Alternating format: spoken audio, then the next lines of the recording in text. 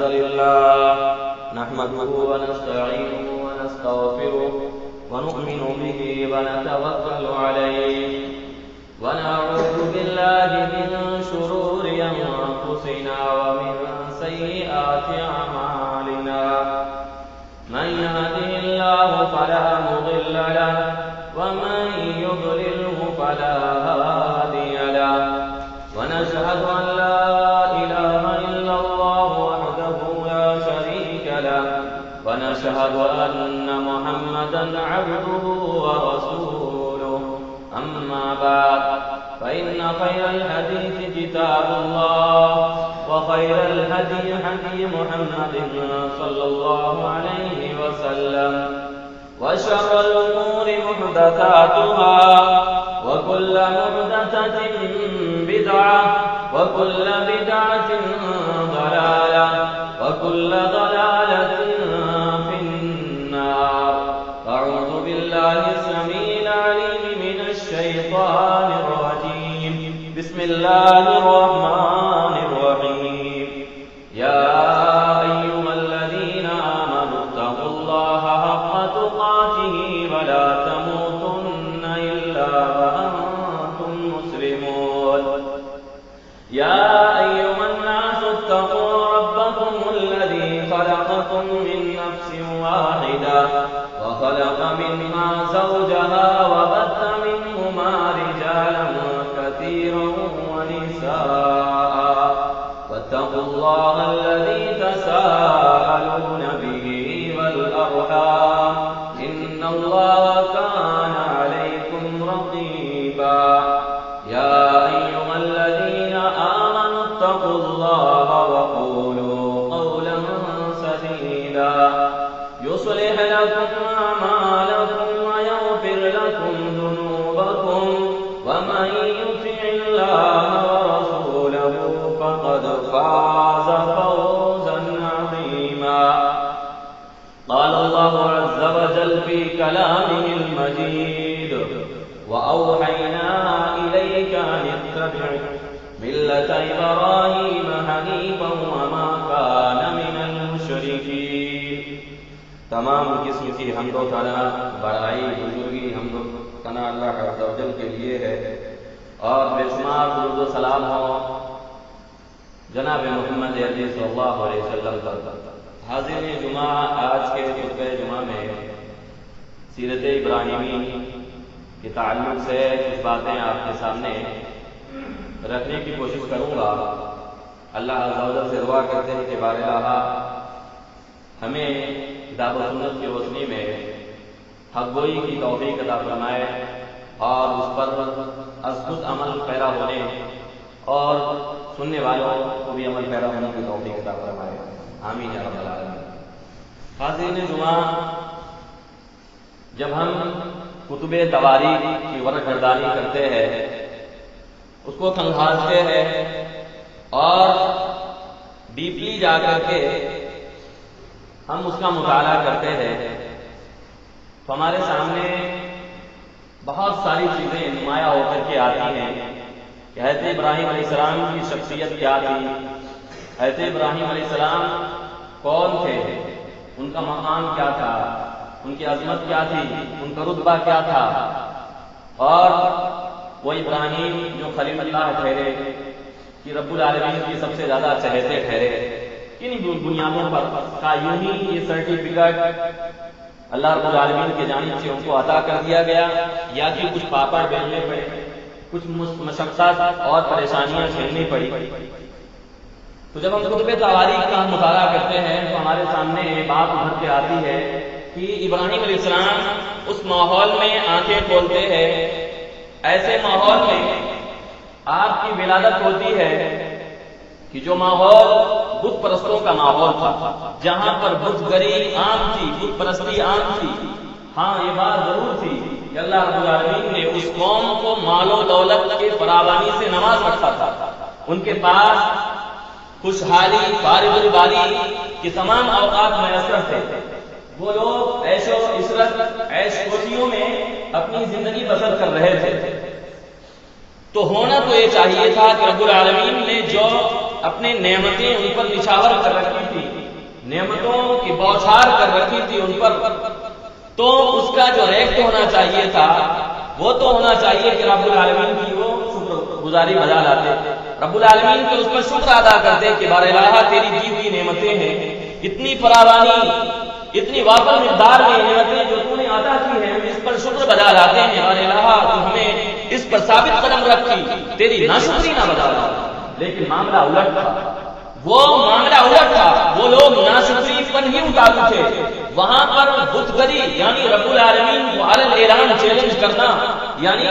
کہ تو حقیقی معنوں میں تو معبود برحق نہیں ہو، بلکہ یہ معبود تو ہمارے جو ہے کہ سنگ کے تراشے ہوئے خراشے ہوئے جن کو اپنے ہاتھوں سے اپنے کہ دست سے تراشا ہے، یہ ہمارے معبود ہیں، یہ بگڑی بنانے والے، حد روائی کرنے والے، مشکل کشائی کرنے والے۔ چنانچہ اس ماحول میں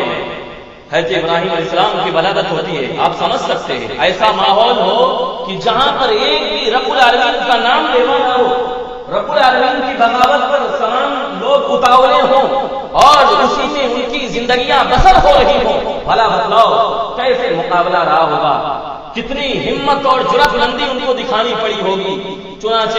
وہ دور بھی آ جاتا ہے، آپ اس عمر کو آپ ہوتے ہیں کہ رب العالمین کی جانب سے آپ کو ایک بھاری بھرکم ذمہ داری آپ کے کاندھوں پر لاد دی گئی، آپ کے کاندھوں پر ڈالی گئی۔ چنانچہ ابراہیم علیہ السلام نے اس ذمہ داری کو بالکل جیسے ذمہ داری ادا کرنی چاہیے اسی انداز سے اس ذمہ داری کا حق نبھایا ہے اور حق نبھا کر کے دکھلا دیا ہے۔ چنانچہ اللہ رب العالمین نے ابراہیم علیہ السلام کے مقام و عظمت کو اس انداز سے فرمایا کہ ان ابراہیم کان امۃ قانتا للہ، ابراہیم کی ذات وہ ہے، آپ کے مقام و عظمت کا معاملہ یہ ہے کہ آپ سراپا اکیلے پوری امت کی حیثیت رکھتے ہیں۔ جیسے ہم عموماً اس چیز کا تذکرہ کرتے ہیں کہ ہم امت محمدیہ ہیں، یعنی نبی محترم جناب محمد علیہ وسلم کے ہم امتی ہیں، یعنی دھرتی پر جو اس وقت بسے ہیں یا نبی کے دور میں تھے اس کو کہا جاتا ہے کہ نبی کے امتی ہیں، کہ امت ہیں۔ تو ابراہیم علیہ السلام کا مقام دیکھو، آپ کی عظمت یہ دیکھو، کسی کے لیے رب العالمین نے یہ بات نہیں کہی کہ تنے تنہا اکیلے کوئی امت کی حیثیت رکھتا ہو، جیسے کہ پوری دنیا کے وہ برابر ایک اکیلے تھے۔ ان ابراہیم کان امۃ، ابراہیم علیہ السلام اکیلے تنے تنہا، ان کا مقام یہ ہے، ان کی عظمت یہ ہے کہ آپ اکیلے امت کی حیثیت رکھتے ہیں۔ قانتا للہ، رب العالمین کی فرما برداری میں اپنی زندگی کو انہوں نے قربان کر دیا، زندگی کو حوالے کر دیا، زندگی کے نصیب و فراز کو نہیں دیکھا کہ خوشحالی کیا چیز ہوتی ہے، نہیں، رب راضی ہو جائے، رب کی فرما برداری ہو جائے، بس یہی کافی ہے۔ اور یہ کانا امتن، یہ امت کا جو لقب ملا کہ ایک اکیلے شخص امت کی حیثیت حاصل ہو جائے، کیوں کر کے ہوا؟ یہ اس وقت ہوا کہ صبر کے پیکر بنے، عزم و جرات کے وہ پیکر بنے کہ جو بھی کفر کی جانب سے جو بھی ٹکراؤ ہوا اس میں دندانے شکن ان کا جواب دیے کہ وہ وقت آیا کہ آپ اپنی جان کو بھی جان نہ سمجھے، بلکہ آپ کے علاوہ میں چھلانگ لگانے کے لیے رب کی رضا کی خاطر کود پڑتے ہیں۔ وہ بات آتی ہے کہ ساری قوم، پوری کی پوری قوم آپ کے خلاف ہو جاتی ہے، آپ کا باپ بھی آپ کے خلاف کھڑا ہوتا ہے، لیکن آپ کے پائے سے بات میں ذرا بھی تزلزل نہیں آیا کہ آپ کے قدم میں ذرا بھی زلزلہٹ آ جائے، آپ پھسل جائیں، ایسا نہیں ہوا۔ چنانچہ جب بار گراں آپ کے کاندھوں پر لادا گیا، آپ کو ذمہ داری سونپی گئی، تو پہلا جو کام تھا جو ہونا ہی چاہیے، اور یہاں سے ہمیں ایک پیغام ملتا ہے اور طریقہ ملتا ہے کہ اگر ہمیں نصیحت کرنی ہے، اگر ہمیں اصلاح معاشرہ کرنا ہے، اصلاح حال کرنی ہے، اصلاح خاندان کرنی ہے، تو یہ ابراہیم علیہ السلام سے سیکھیے۔ ابراہیم علیہ السلام نے سکھلا دیا، بتلا دیا، عمل پیرا ہو کر کے دکھلا دیا۔ چنانچہ وہ اپنے والد گرامی کے پاس آتے ہیں، جن کا نام آپ نے بارہا سنا ہوگا کہ آزر نام تھا۔ وہ بت گر تھا، بت بنایا کرتا تھا، اور بڑا جس کو کہیں پروہت تھا، وہ بڑے پیمانے کا آدمی تھا، ویسا نہیں تھا کہ چھوٹا موٹا انسان ہو، اس کا ایک وقار تھا، عزت تھی معاشرے میں۔ وہ بت بناتا تھا، بت پوجتا بھی تھا، بت بیچتا بھی تھا، تمام چیزیں وہ کرا کرتا تھا۔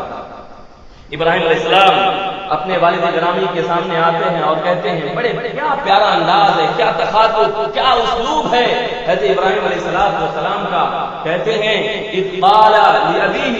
یا ابت لما تعبد ما لا يسمع ولا يبصر ولا يغني عنك شيئا. اے ابا جان، اے میرے پیارے ابو جان،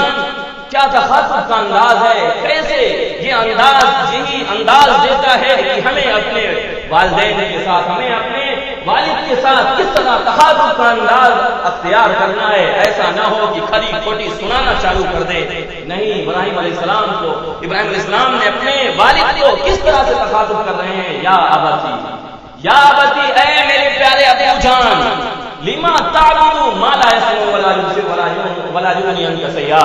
آپ بھلا بتلاؤ کہ آپ ایسی چیزوں کی عبادت کیوں کر کے کرتے ہیں، وہاں ان کی پرستش کیوں کر کے کرتے ہیں، ان کے سامنے جا کر کے کیوں سیس نواتے ہیں، ان کے سامنے جا کر اپنے ماتھا کیوں کر دیکھتے ہیں. ما لا يبصر، وہ کہ نہ تو سن سکتے ہیں اور نہ ہی وہ دیکھ سکتے ہیں. سننے کی صلاحیت بھی نہیں ہے کہ آپ فریاد کر رہے ہیں، آپ فریاد رسی کے لیے گئے ہیں، ان کے سامنے ان کے آستانوں پر گئے ہیں کہ کچھ مرادیں پوری ہو جائیں، جھولیاں بھر جائیں، لیکن اس پر بھی وہ قادر نہیں، وہ سن ہی نہیں سکتے ہیں اور نہ وہ دیکھ سکتے ہیں کہ آپ کس خستہ حالی میں ہیں، آپ کس پریشان حالی میں ہیں، آپ پر کون سی وبا آئی ہے، آپ کس مشکلات اور دشواری میں آپ کھڑے ہیں، نہیں دیکھ سکتے ہیں. ولا یغنی عنک شیئا، وہ آپ کے لیے کچھ بھی آپ کو فائدہ بھی نہیں دے سکتے ہیں، آپ کو بے نیاز بھی نہیں کر سکتے ہیں کہ آپ کسی طرح کی مصیبت میں ہیں تو آپ کو بے نیاز کر سکے. یہ حضرت ابراہیم علیہ السلام نے توحید کی وہ دعوت دے دی چند جملوں میں جس کی تفصیل نہ جانے کتنے وقت میں کی جا سکتی ہے میرے بھائی اور دوستوں. اور اس کے بعد آگے چلتے ہیں حضرت ابراہیم علیہ السلام. یا ابتی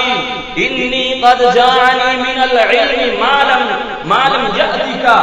وہ کہہ رہے ہیں حضرت ابراہیم علیہ السلام کہ اے ابو جان، اے میرے ابو جان، مجھے کچھ ایسا علم حاصل ہوا ہے، میرے پاس ایسا علم آیا ہے ما لم یأتک، جو آپ کے پاس نہیں ہے. آپ اس سے عالم ہیں، آپ کے پاس نہیں ہے. کیا انداز ہے کہ ایسا نہیں کہا کہ میں علم والا ہوں، میں ایک علمی مقام رکھتا ہوں، آپ تو جاہل ہیں، آپ اجڑ ہیں، آپ بدو دیہاتی ہیں. نہیں، یہ انداز نہیں اپنایا، بلکہ ایسا پیارا سلجھا ہوا اور مٹھاس والا انداز اپنا رہے ہیں کہ اے میرے ابو جان، میرے پاس کچھ علم آیا ہے، میرے پاس کچھ علمی لیاقت ہے، علم ہے جس سے آپ محروم ہیں، آپ کے پاس نہیں ہے. فاتبعنی، لہذا آپ میری باتوں کو مان لیجئے، میری باتوں کو تسلیم کر لیجئے اور میری باتوں کے سامنے سلنڈر کر دیجئے. کیا ہوگا کہ میں تمہیں سیدھے راستے کی رہنمائی کروں گا، میں سیدھے راستے پر تمہیں لے چلوں گا. فاتبعنی اہدک صراطا سویا، کہ میں تمہیں کسی کجی والے ٹیڑے میرے راستے اور گمراہی والے راستے پر تمہیں نہیں چھوڑوں گا، بلکہ صراط مستقیم پر، سچے مارگ پر تمہیں گامزن کر دوں گا، سیدھی راہ دکھا کر کے چھوڑوں گا، سیدھی راہ پر تمہیں گامزن کر دوں گا. یہ تڑپ تھی حضرت ابراہیم علیہ السلام. اس کے بعد کہتے ہیں یا ابت لا تعبد الشیطان،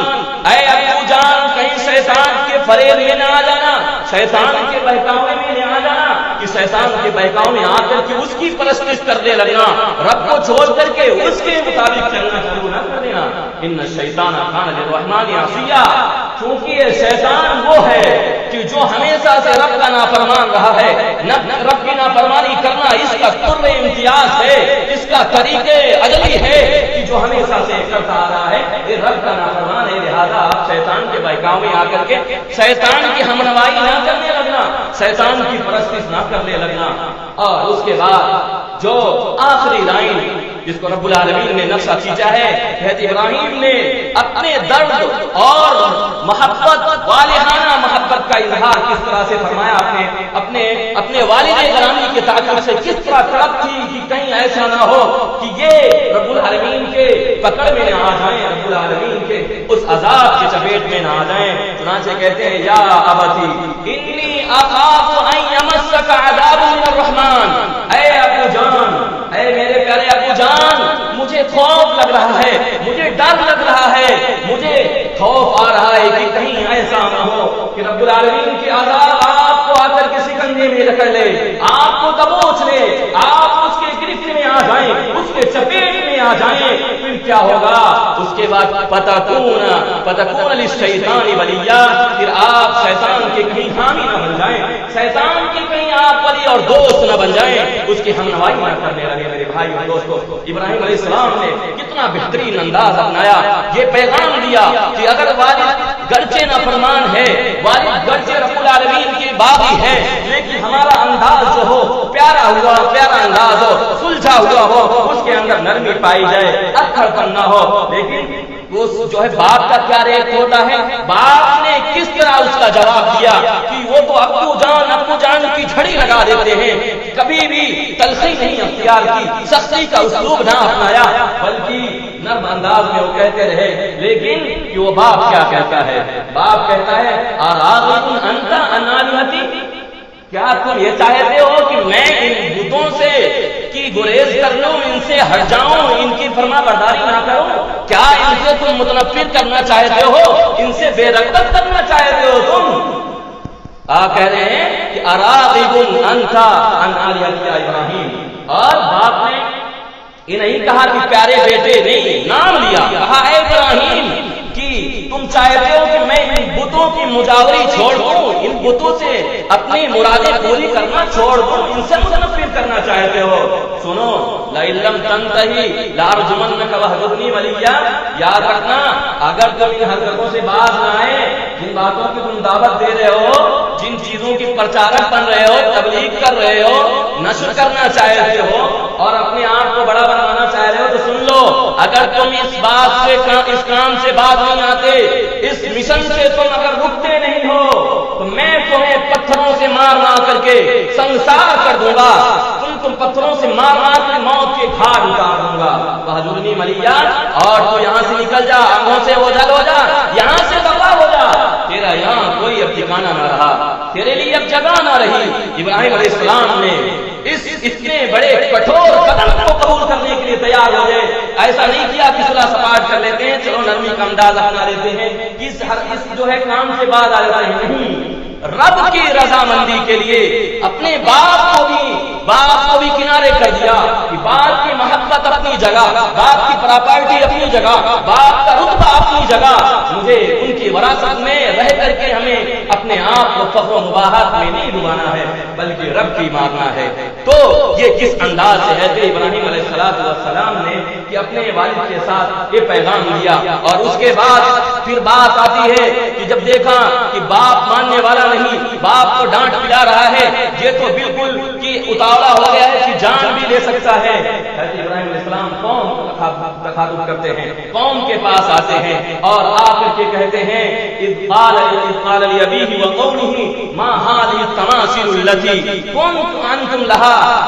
لها عاكفون، اے قوم اور میرے ابو جان کہ تم سے میں مخاطب ہوں، میں تم سے کچھ پیغام دینا چاہتا ہوں، اور کچھ میرے سوالات ہیں، کچھ ہمارے ڈاؤٹ ہیں، ان کو تم کلیئر کر دو، اس کے بعد میں تمہارے سامنے کچھ بات رکھنا چاہتا ہوں۔ کہتے ہیں مہادی تناسل التی، یہ جو تصاویر دیکھ رہا ہوں، یہ مجسمے دیکھ رہا ہوں، یہ کیا ہے؟ کیوں کر کے آپ ان کی مجاور بنے ہو؟ کیوں کر کے ان کی تم مجاوری کرتے ہو؟ وہ لوگ کہتے ہیں قالوا وجدنا آباءنا لها عابدین، وہ کہتے ہیں کہ جو ہمیشہ آج کے دور میں بھی یہی لوگوں کا ریٹ ہوتا ہے، لوگوں کا یہی جواب ہوتا ہے کہ جب جواب نہ بن پڑے، دلیل سے مقابلہ نہ کر سکیں، جب ان کے پاس ایویڈنس نہ ہو، تو ان کی جو حرکتیں ہوتی ہیں یہی ہوتی ہیں کہ ہم کیا کریں، ہماری اس میں کیا غلطی ہے، ہم اس میں کیا کوتاہی ہے، ہم تو اپنے باپ دادا کو ایسا ہی کرتے چلے آئے ہیں، دیکھتے چلے آئے ہیں، ہمارے باپ دادا نے ایسا ہی کیا ہے، تو کیا وہ بیوقوف تھے، ان کی عقلیں نہ تھی، وہ عقل سے پیدل تھے؟ نہیں۔ حضرت ابراہیم علیہ السلام نے کیا جواب دیا؟ حضرت ابراہیم علیہ السلام نے ان کو کس انداز سے جواب دیا کہ تم کہتے ہو کہ ہمارے باپ داداؤں کے کا یہی مشن تھا، اسی مشن پر ہم بھی قائم ہیں اور اسی نقش قدم پر ہم بھی چل رہے ہیں، تو سنو، کہتے ہیں ابراہیم علیہ السلام کہ میں تمہیں اور تمہارے آباء و اجداد کو فی ضلال مبین، کھلی ہوئی گمراہی میں دیکھتا ہوں، کھلی ہوئی گمراہی میں دیکھتا ہوں کہ تم بھی گمراہی کے دلدل میں پھنسے ہوئے ہو، بولو گمراہی میں ٹانٹیاں مار رہے ہو، اور تمہارے آبا و اجداد بھی گمراہی میں پڑے ہوئے تھے، تمہارے آبا و اجداد بھی گمراہی میں پڑے ہوئے تھے، لہٰذا اس گمراہی سے تمہیں باز آنا ہے، اس گمراہی سے تمہیں نکلنا ہے میرے بھائی اور دوستو۔ اور دوسرے مقام پر حضرت ابراہیم علیہ السلام نے فرمایا کہ اے قوم کے لوگوں، کہ تم جو ہے کس چیز کی عبادت کرتے ہو، کس چیز کی عبادت کرتے ہو، ما تعبدون، کس چیز کی عبادت کرتے ہو؟ وہ لوگ کہتے ہیں کہ قالوا نعبد اصناما، کہ کچھ ایسے بت ہیں جن کی ہم پرستش کرتے ہیں، جن کی ہم جو ہے عبادت کرتے ہیں، فنظل لها عاکفین، اور انہی کے کام میں لگے رہتے ہیں، انہی کے محبت میں ہم نشاور رہتے ہیں، اور انہی کے کام کاج میں ہم لگے رہتے ہیں۔ حضرت ابراہیم علیہ السلام نے کہا کہ کیا وہ لوگ جب تم پکارتے ہو تو سنتے بھی ہیں؟ هل يسمعونكم اذ تدعون، کیا جب تم پکارتے ہو کسی چیز کی فریاد کرتے ہو تو سن بھی پاتے ہیں وہ؟ اور کیا تمہیں او ينفعونكم، کسی طرح سے تمہیں کوئی فائدہ بھی دیتے ہیں؟ او يضرون، کیا تمہیں کسی طرح کبھی نقصان بھی پہنچایا ہے انہوں نے؟ تو اس کے بعد حضرت ابراہیم علیہ السلام کہتے ہیں فَإِنَّهُمْ عَدُوٌّ لِّي، فَإِنَّهُمْ عَدُوٌّ لِّي، یہ تمام کے تمام ہمارے دشمن ہیں، یہ تمام کے تمام ہمارے باغی ہیں، ہمارے خلاف مخالف ہیں۔ اور کہا الا رب العالمین، سوائے رب العالمین کے، سوائے رب العزت کے، تمام کے تمام یہ ہمارے دشمن ہیں، یہ ہمارے رب العالمین کے باغی ہیں، ہمارے بھی باغی ہیں۔ کیوں؟ الذی خلقنی فہو یہدین، رب تو وہ ہے کہ رب کی ذات ہے، اس کی عظمت یہ ہے، اس کی صفات یہ ہے، اور اس کا مقام یہ ہے کہ اس نے میرے کی تخلیق کیا، میرے کو پیدا فرمایا، اور اس کے ساتھ ساتھ میری سچے مان کی سیدھی رہنمائی فرمائی، اور راہیابی اس نے عطا کی۔ اور آگے فرماتے ہیں والذی یطعمنی ویسقین، اور وہی ذات ہے جو مجھے کھلاتی ہے، مجھے پلاتی ہے، وہی مرض فہو یشفین، جب کبھی میں بیمار پڑ جاتا ہوں، کبھی میں بیماری میں لپت ہو جاتا ہوں، وہی شفا دینے والا، وہی شفا دینے والی وہی ذات ہے۔ اور آگے کہتے ہیں والذی یمیتنی ثم یحیین، اور میں اسی پر اعتماد رکھتا ہوں، میرا توکل اور بھروسہ اسی بات پر ہے کہ رب العالمین مجھے موت بھی دے گا، اور پھر اس کے بعد وہی ذات ہے کہ جو مجھے دوبارہ زندہ کر کے اٹھائے گا، دوبارہ زندہ کر کے اٹھائے گا۔ اور والذی اطعم، اور مجھے اس بات کی کبھی امید ہے، مجھے اس بات پر اعتماد ہے، اور کبھی بھروسہ ہے اور توکل ہے کہ ان یغفر لی خطیئتی، رب العالمین میرے گناہوں کو معاف فرما دے گا، اللہ رب العالمین میرے گناہوں کو بھی معاف فرما دے گا۔ کما الدین، کہ جب بروز قیامت ہوگا، جب فیصلوں والا دن ہوگا، اور اس دن رب العالمین سے میں قوی امید کرتا ہوں کہ میرا رب میری گناہوں کو معاف فرما دے گا۔ میرے بھائی اور دوستو، جب ان لوگوں کی بقیتیاں بند ہو گئیں اور کوئی جواب نہ بن پڑا، تو وہی ایک طریقہ تھا، اور وہی طریقوں کو انہوں نے اپنایا، اور اپنانے کے بعد آ کر کے کھڑے ہو جاتے ہیں، کس بات پر اتاولے ہو جاتے ہیں، وما کان جواب قومہ، ان کے پاس کوئی جواب نہ تھا، کوئی سوال کا جواب نہ بن پڑا، تو وہ لوگ کہتے ہیں، کیا کہتے ہیں کہ اقتلوہ او حرقوہ، یا تو ان کو موت کے گھاٹ اتار دو، یا اس کو جلا ڈالو، یا اس کو جلا ڈالو۔ اور دوسرے مقام پر کہ ان لوگوں نے کہا کہ اس کو جو ہے حرقوہ وانصروا آلہتکم ان کنتم فاعلین، اگر تم کچھ کرنا چاہتے ہو اپنے معبودوں کے تعلق سے، اپنے معبودوں کے بچاؤ کے تعلق سے، ان کے بچاؤ کے تعلق سے اگر تمہیں کچھ کرنا ہی ہے، کرنا چاہتے ہو، تمہاری محبت ان سے ہے، تمہارا لگاؤ ان سے ہے، اور تمہارے اگر ان سے تعلقات گہرے ہیں، اور ان کے لیے کچھ اگر تم کرنا چاہتے ہو، ابراہیم کو آگ کے حوالے کر دو، ابراہیم کو آگ میں جھونک دو، اور اپنے معبودوں کی مدد کرو، یہی صحیح معنوں میں مدد ہوگی اگر تم کچھ کرنا چاہتے ہو۔ اور وہ گھڑی بھی آ جاتی ہے، وہ گھڑی بھی آ جاتی ہے حضرت ابراہیم علیہ السلام کو جلانے کے لیے،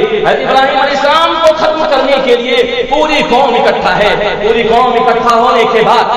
کھڑی ہوتی ہے، اور اس بات پر اتاولی ہو جاتی ہے، چونکہ حضرت ابراہیم علیہ السلام نے ان کے بتوں کو جو ہے توڑ ڈالا تھا، ان کے بتوں کو توڑ کر کے بالکل نیست و نابود کر دیا تھا۔ حضرت ابراہیم علیہ السلام نے جزازہ فجعلہم جزازہ، کہ ریزہ ریزہ کر ڈالا، توڑ ڈالا، سوائے جو انہیں بڑا تھا اس کو حضرت ابراہیم علیہ السلام نے چھوڑ دیا، کہ جب یہ لوٹ کے آئیں گے، جب یہ واپسی پہ آئیں گے تو یہ لوگ اس کو دیکھیں گے۔ چنانچہ جب آتے ہیں تو لوگ ہلکا بکا واقعہ رہ جاتے ہیں، کہتے ہیں قالوا من فعل هذا بآلهتنا، میرے معبودوں کے ساتھ یہ حرکتیں کون کی، کون ہے جس کی جرأت ہوئی ایسا کام کیا ہے، انه لمن الظالمین، وہ سیدھے راستہ ہم ہی نہیں ہے، سچے مات پر چلنے والا نہیں ہے، وہ تو گمراہی ہو سکتا ہے جو میرے معبودوں کے ساتھ یہ حرکتیں کیا ہے اور ایسا برتاؤ کیا ہے۔ چنانچہ چینی گوئیاں ہوتی ہیں اور آوازیں اس کی چالو ہو جاتی ہیں، لوگ کہتے ہیں قالوا سمعنا فتى يذكرهم يقال له ابراہیم، ہم نے سنا ہے، ہم نے یہ باتیں ہمارے کانوں تک آئی ہیں، ہم نے سنا ہے کہ ایک بندہ ہے، ایک نوجوان ہے جو ہمارے معبودوں کے تعلق سے کچھ باتیں کرتا ہے، میرے معبودوں کے تعلق سے برا بھلے باتیں کرتا ہے۔ چنانچہ وہ مجلس جمع ہوتی ہے کہ حضرت ابراہیم علیہ السلام کو جلا دیا جائے، اور وہ مجلس آ کھڑی ہوتی ہے اور اس کے بعد فیصلے کی گھڑی آتی ہے، ابراہیم کو پیش کیا جاتا ہے، حضرت ابراہیم علیہ السلام سے پوچھا جاتا ہے قالوا انت فعلت هذا بآلهتنا یا ابراہیم، اے ابراہیم کیا آپ نے ان بتوں کے ساتھ یہ رویہ اپنایا ہے، آپ نے ان کے ساتھ یہ کام کیا ہے، آپ نے ان کے ساتھ یہ ویوہار کیا ہے؟ حضرت ابراہیم علیہ السلام کہتے ہیں قال بل فعلہ کبیرہم،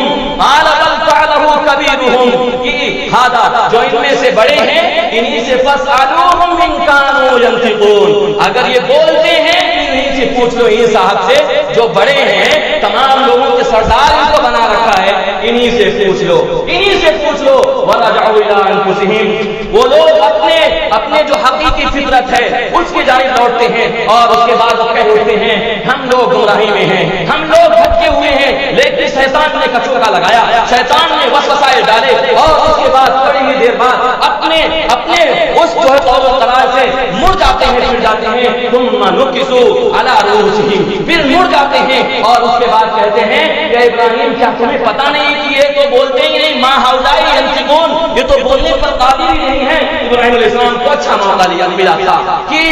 ان پر ضرب لگانے کی، ان پر چوٹ لگانے کی کہ جو ان معبودوں کے تعلق سے تم عقیدہ رکھتے ہو۔ ابراہیم علیہ السلام کا مقصد نہیں تھا کہ بتوں کو توڑ کر کے یوں ہی ضائع کر دیا جائے، ان کو ٹھیس پہنچائے، نہیں، حضرت ابراہیم کا مقصد یہ تھا توڑنے کا کہ ان کو سمجھ میں آ جائے کہ ان کی حیثیت کیا ہے، ان کی وقت کیا ہے، جن سے اپنی بگڑی بنوانے کے لیے جاتے ہیں، ان کے اندر استقامت بھی نہیں، ان کے اندر طاقت بھی نہیں، اپنی دفاع کر سکیں، اپنا بچاؤ کر سکیں، دوسروں کی بچاؤ کیا کریں گے۔ حضرت ابراہیم علیہ السلام اس ذہن میں جو ان کے خاصہ تیار تھا، جو ذہن میں ان کے اعتماد اور بھروسہ بیٹھا ہوا تھا کہ یہ تمام چیزوں کے مالک ہیں، اس وجہ سے حضرت ابراہیم علیہ السلام نے ان کے بتوں کو توڑا تھا۔ میرے بھائی اور دوستو، اس کے بعد حضرت ابراہیم علیہ السلام کہتے ہیں کہ کیا تم لوگ ان کی عبادت کرتے ہو کہ جو تو تمہیں نفع دے سکتے ہیں، نہ نقصان دے سکتے ہیں، نہ نفع کے مالک ہیں نہ نقصان کے مالک ہیں، لہذا اس کے بعد حضرت ابراہیم علیہ السلام کہتے ہیں کہ اے میری قوم کے لوگوں، زمین کے ڈرو اور اس کی عبادت بجا لاؤ، ذالکم خیر لکم ان کنتم تعلمون، اس لیے تو تمہارے لیے بہتری ہے۔ لیکن میں نے بتایا کہ قوم دوسری جانب چلی جاتی ہے، قوم کے اندر جنون تھا کہ میرے معبودوں کے ساتھ ایسی جرات کس نے پیش کی ہے، اس کی آج اچھی طرح سے ہم حجامت کریں گے۔ چنانچہ وہ کہ ایک بلند بالا بلڈنگ میں آگ جلائی جاتی ہے اور ایسی آگ تھی جو آسمانوں سے باتیں کرتی ہوئی تھی، کیونکہ اس کے لیے پلاننگ تیار کی گئی تھی، یہاں تک کہ معاشرے کی، سماج کی عورتیں یہ منت مانگتی تھی کہ اگر میرا بچہ اگر کسی بیماری کے شکار ہے، وہ صحیح ہو جاتا ہے تو میں اتنی ساری لکڑیاں اس ابراہیم علیہ السلام کو جلانے کے لیے بطور